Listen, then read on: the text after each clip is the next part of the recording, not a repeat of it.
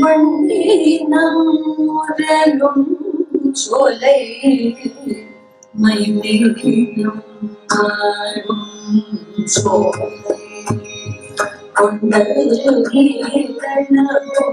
சோலை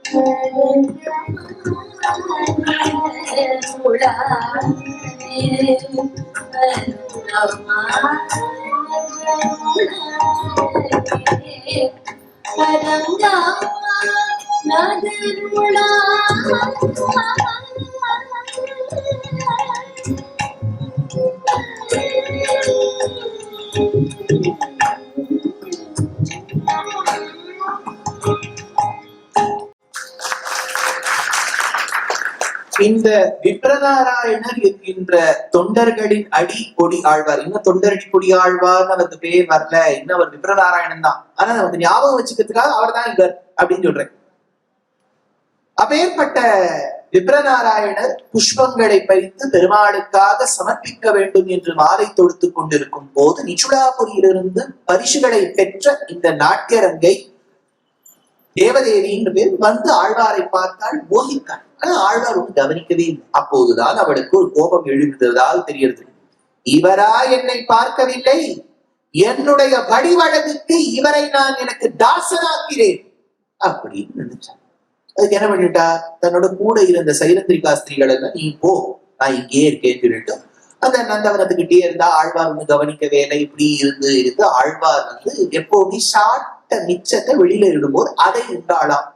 ஆழ்வாரே பின்னாடி எடுக்கிறார். கோனகம் செய்த சேடம் தருவரே புனிதமன்றே அப்படின்னு ஆழ்வாருடைய பாசனம் விசாரம். கோனகம் செய்த சேடம்னா என்னன்னா, ஒரு பாகவதோத்தமன் மிச்சம் வச்சது அதை நாம் புஜித்தால் தருவரே புனிதமன்றே, இது புனிதமாக நாம் பாவிக்க வேண்டும். நிறைய இன்றைய காலகட்டத்துல விசாரம் பண்ணி சொன்னா நிறைய குழந்தைகளுக்கு அது ஒரு எண்ணம் என்னன்னா, எச்சையில மிச்சம் வச்ச தட்டுலாம் யாராவது சாப்பிடுவாளோ, பாகவதோத்தமராவே இருந்துட்டு போட்டோம், அது எப்படி சாப்பிடுவது என்கின்ற கோபம் வரும். அடுத்தது ரெண்டாவது ஹைஜீன் ரீதியா இது சரியா. இதற்காக ஒரு சில சம்பிரதாயத்துல பெரியவாழ்ல என்ன சொல்லுவாங்கன்னா, மிச்சம் அப்படின்னா இலையில வச்ச மிச்சம் இல்லை, பாத்திர மிச்சம்னு.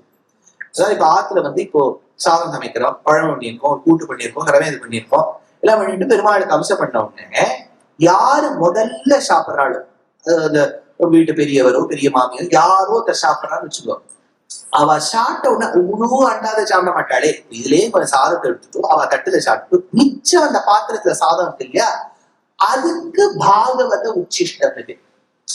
இலையில விழுந்ததுக்கு பாகவத உச்சிஷ்டம் இல்லை. யார் முதல்ல சாப்பிட்றாளோ பாக்கி என்ன ஆத்திர நீங்க பாத்திரத்தை வச்சிருக்கீங்களோ அது உச்சிஷ்டம்னு பேரு. அதனால தருவரையே புனிதமன்றேன்னா அப்படியே பாத்திரத்துல இலைய சாட்டதெல்லாம் உட்கார்ந்து கொடுக்கணுங்கிறது இல்ல, மிச்சமா இருக்கிறதுனா பாத்திரத்துல இருக்கக்கூடிய மிச்சம். ஒரு சில ஆச்சாரியர்கள் இதற்கு அனுகுணமா சொல்லியிருக்கா. இந்த பெண்மணி இவ சாட்டம் வச்சதெல்லாம் சாப்பிடணும்னு நினைச்சா சாட்டம் வந்தா, இதையும் ஆழ்வார் கணிக்கல. ஒரு நாள் ஒரு மழை வந்ததா, இதெல்லாம் ரொம்ப டிராமாட்டிக்கா இருக்கும் கேட்டா. அதனால உத்தம சுவாமி இதெல்லாம் நடக்கலையோன்னு தோணிடுத்துட்டார். ஆனா கிரந்தத்தில் இருக்கிறது நான் சொல்ல வேண்டும். ஒரே மழை வந்துதான், இவன் நினைஞ்சு போயிட்டாளாம், ஒதுங்கணும் நினைச்சாலாம். அப்ப அவர் சொன்னாலாம், இது ஆழ்வார் பின்னாடி பெருமாளை பார்த்து சொல்றார். ஊரிலேன் காணி இல்லை உறவு மற்றொருவர் இல்லை, பாரிலேனின் பாதம் மூலம் கற்றிலேன் பரவம் முத்தி, காரொளி வண்ணனே கண்ணனே கதறுகின்றேன் ஆர்வலர் கலை கண் அம்மா அரங்கமா நல்லுடானே. பெருமாளை பார்த்து ஆழ்வார் சொல்றாரு, எனக்கு வேற யாரும் இல்லையே, யாரும் இல்லையே, எனக்கு பாதுகாக்க யாருமே நீதான் இருக்க அப்படிங்கிற மாதிரி இவ ஆழ்வார் கிட்ட சொன்னா பாரு, நான் நினைஞ்சு போயிட்டேன், எனக்கு வேற யாரும் இல்லைன்னு சொன்னோம்னா ஆழ்வார் முதல் முறையா தன் ஆசிரமத்துக்குள்ள இவளை விட்டார்.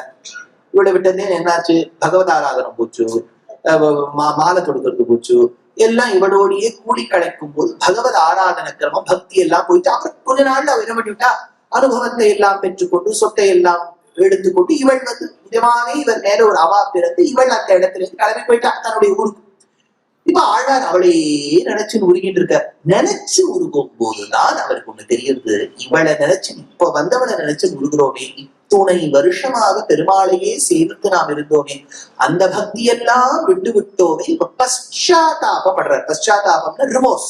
அப்பதான் சொல்ற, போதெல்லாம் போது கொண்டு உன் பொன்னடி புனைய மாட்டேன், தீதிரா மொழிகள் கொண்டு உன் திருக்குணம் செப்ப மாட்டேன், காதலால் நெஞ்சம் அன்பு கலந்திலே அது தன்னாலே ஏதிலே அரங்கற்கு எல்லே என்னே இனி செய்வன் தோன்றினேனே என்று மனத்தில் ஓர் தூய்மை இல்லை, வாயில் ஓர் இச்சொல் இல்லை, சினத்தினால் செற்றம் நோக்கி தீவிரி வெளிவன். அதாவது எல்லாம் தன்னுடைய துர்குணங்கள் எல்லாம் சொல்லிக்கிறார். ஆழ்வார்க்கு இந்த துர்குணம் இல்லை. நம்ம இந்த பாசுரங்கள்லாம் சொல்ல வேண்டும் அவர் எழுதி வச்சிருக்கார்.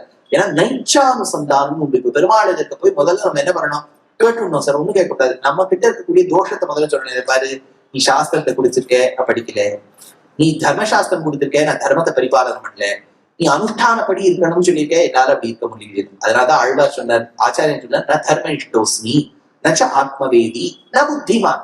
எனக்கு ஒண்ணுமே இல்லை, பெருமாள் கிட்ட கை முதல் இல்லாததை காண்பிக்கணும், எனக்கு வேற வழி இல்லை, உன்னை விட்டா வேற நாதி இல்லைன்னு சொல்லணும்.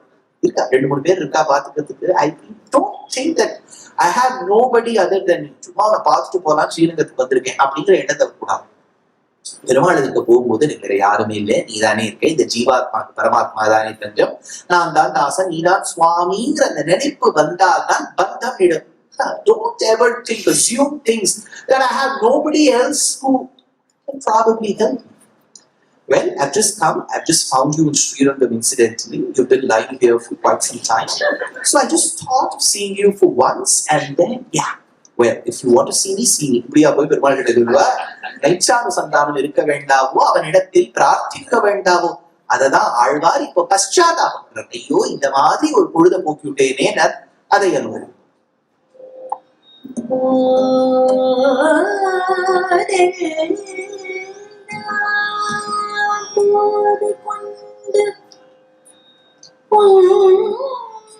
பொன்னடி புனையமா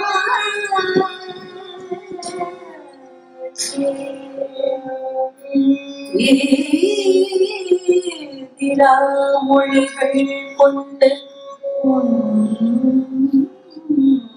திருகுணம்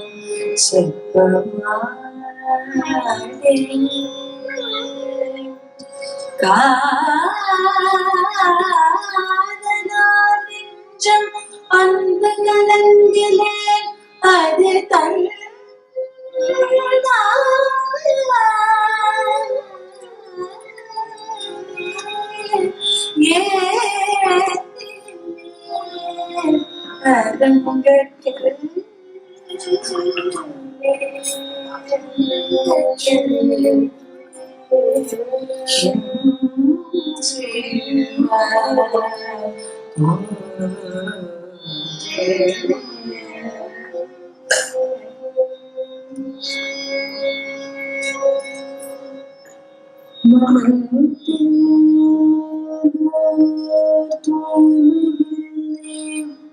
மனதில்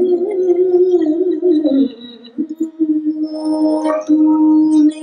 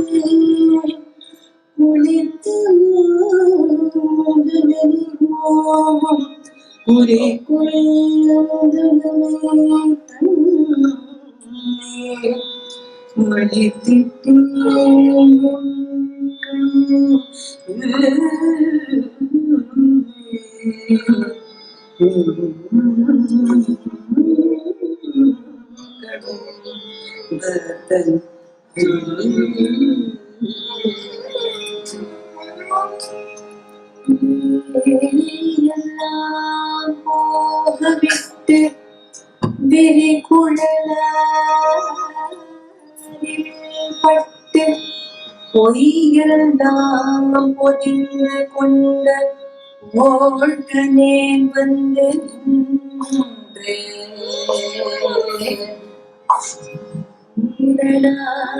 கள்வனாகி தூர்த்தரோடி செய்த காலம் மாதரார் கயற்கண்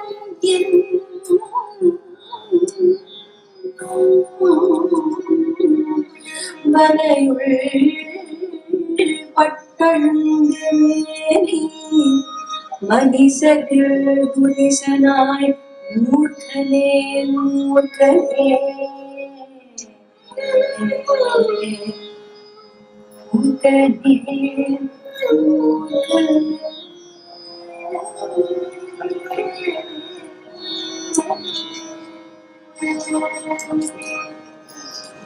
தேவதேவி என்கின்ற இந்த பெண் அவளின் அழகில் ஈடுபட்டவராயிருந்த இந்த விப்ரநாராயணன் குறிப்பிட்ட காலம் அவள் கிளம்பிய பின்பு பశ్చాத்தாபப்படுவது போல் அவள் கொடிய எண்ணத்தோடுதான் வந்தாள். ஆழ்வாரை தனக்கு தாசனாக ஆக்க வேண்டும் என்கின்ற எண்ணத்தில் வந்தாள். ஆயினும் அவளுக்கு இப்ப நிஜமாவே சுங்காரம் பிறந்த ஐயோ இப்பேற்பட்டவரை நம்ம தப்பு பண்ணிவிட்டோம் அப்படின்னு நினைத்தாள். பெருமாள் நினைச்சால் இவர் அவளோடு சேர்த்து வைக்க வேண்டும், தம்பதியினர் ஆக்க வேண்டும். அப்ப பெருமாள் ஒரு சிறு நாடகம் நடித்தார் போல் ஒரு குருபரம்பரை சொல்றது, அவருக்கு ரங்கேஷதாசன் என்கின்ற பெயரோடு ஒருவர் பெருமாள் தன்னை ஆக்கிக்கொண்டு ரங்கேஷதாசன் பேர்ல ஸ்ரீரங்கத்துல பெருமாளுக்கு ஆராதனம் செய்யும் பட்டில்களில் சுத்தோதகத்தை சுமந்து கொண்டு வரக்கூடிய ஒரு பாத்திரம், அது ஸ்வர்ணமயமான பாத்திரம். அந்த பாத்திரத்தை பெருமாளை எழுந்தருளை பண்ணி கொண்டு வந்து நேர இந்த தேவதேவியின் வீட்டுல கொண்டு கொடுத்துட்டார். இது விப்ரநாராயணர் கொடுக்க சொன்னார் அப்படின்னு சொல்லிட்டு கிளம்பிட்டார். விப்ரநாராயணருக்கு தங்கம் எல்லாம் கிடைச்சுதான் சொல்லிட்டு வாங்கி உள்ள வச்சுட்டான். இப்ப கோவில்ல அந்த பாத்திரம் மிஸ்ஸிங். உடனே ராஜாவுக்கு கோபம் வந்தது. உடனே அங்க பட்டர்கள் எல்லாம் கேட்டாரு, சுவாமி நேற்று ராத்திரி வைக்க பார்த்தா நீ காத்தால காணுமே போது அங்க இருக்கக்கூடிய காவலாளிகள் கிட்ட கேட்ட, எங்கேயாவது பார்த்தேடா. அந்த காவலாளிகளில் ஒருவன் எப்படி கதை பொறுப்பார், இந்த காவலாளிகளில் ஒருவனுடைய மணக்க வேண்டிய பெண் இந்த தேவதேவி வீட்டுல வேலை பார்த்துட்டு இருக்கான். கனெக்ஷன் போட்டா எப்படி எல்லாம் வருவார் அவளுக்குள்ள. அந்த அவனுக்கு இதை பொண்ணு சொல்லி எடுத்து, இந்த பாத்திரத்தை நீ ஏதோ தேடிட்டு இருக்கே, எங்க ஆத்துல ஒரு புது பாத்திரம் பார்த்தேன் அப்படின்னு கொடுத்து உடனே வந்து பிடிச்சி அரெஸ்ட், தொடரடிக்குரிய ஆழ்வார் விப்ரநாராயணர் அந்த பொண்ணையும் அரெஸ்ட் பண்ணியாச்சு. அப்போ சர்வலோகேஸ்வரன் மறுபடியும் அந்த பாத்திரத்தை அந்த கர்ப்ப கிரகத்தில் வைக்க அப்போதுதான் திறந்ததாம் அந்த அசரீரி வாக்கியம் மூலமாக நான் இருவர்களை சேர்த்து வைக்க வேண்டும் என்பதற்காக இப்படி ஒரு நாடகம் நடத்தினேன். அப்போ ஆழ்வார் நினைச்ச, சரி என்னோட சேர்த்து வச்சுட்டேன், ஆனா என்னவோ நான் தப்பு பண்ண மாதிரியே எனக்கு தோன்றதே, அதுக்கு பிராயஷ்சித்தம் உண்டோன்னு கேட்ட போது பரத்வாஜ சம்ஹிதையில ஒரு ஸ்லோகம், நிர்ணீதம் பகவத் பக்த பாதோதக நிஷேவனம். நிர்ணீதம் பகவத் பக்த குரு அடியார்களிடத்தில் பகவானிடத்தில் தவறிழைத்தால் பகவானுக்கு தொண்டு செய்யக்கூடிய அடியார்களினுடைய பாதத்தை அலம்ப வேண்டும். அந்த பாதத்தால் சுத்தம் செய்து கொண்டு அந்த தூளியை தெரிக்க வேண்டும். தொண்டர்களின் அடியை கழுவி தன்னுடைய பாபத்தை பశ్చాத்தாபப்பட்டதை பிராயஷ்சித்தமாக மேற்கொண்டதால் தொண்டர் அடி பொடி ஆழ்வார் என்கின்ற பெயரை பெற்றார். இந்த ஆழ்வாருக்கு பல்லாண்டு பாடும் பிரக்கிரியையில் தேசிகர் எடுக்கிறார், மண்ணு மதில் திருவண்டங்குடி ஆண்பாழ மார்கழி மாத கேட்டை நாளில் வந்து என்று அந்த ஆழ்வாருடைய பிரபாவத்தை ரசிப்போம்.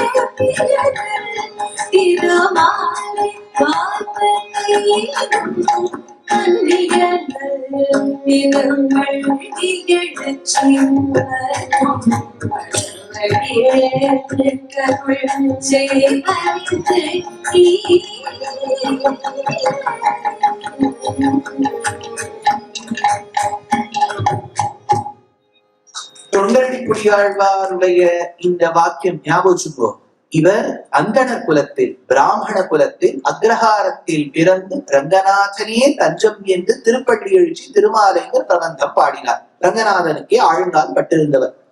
அதே சமயத்தில் உறையூர் நிச்சுடாபுரி என்கின்ற ஊரில் ஒருவர் பிறந்தார். பாணன் குலத்தை சேர்ந்தவர். இவர் அந்தணர் அன்று. எப்பவுமே பெருமாளையே நினைச்சிட்டு போறான். ஐயோ, நமக்கு கோவில் பிரவேசம் உண்டா, இந்த ரங்கநாதன் எத்தனை பேர் போறவா வரவாடா, சேவிச்சுட்டு என்னவா அழகா இருக்காருங்கிறாளே. அந்த பெருமாளுடைய வர்ணனைய காதால கேட்டு மனசால நினைக்கிறேனே, கண்ணால என்னைக்குத்தான் நான் பார்க்க போறேனோ இந்த அரங்கநாதனை என்று நினைத்து காவேரி கரையில் வீணையும் கையுமாக நின்று கொண்டிருந்தாராம்.